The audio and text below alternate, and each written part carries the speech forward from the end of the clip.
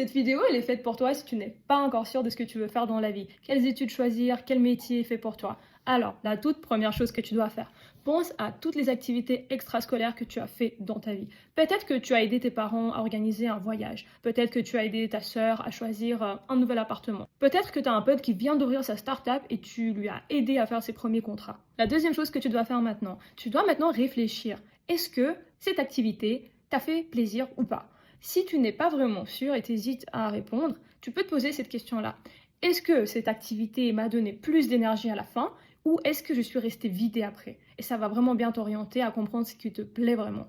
Troisième chose, achète-toi un chat. Ça donne trop des bonnes vibes. Sinon, il y a une autre technique pour comprendre si une activité te plaît ou pas. Si tu ne vois pas le temps passer, ça veut dire que c'est vraiment quelque chose pour toi. Si tu ressens chaque seconde, chaque minute pendant que tu fais cette activité-là, clairement, ce n'est pas quelque chose pour toi. La troisième chose que tu dois faire, il faut que tu apprennes à écouter ton intuition. Je sais que personne n'en parle, mais c'est très important.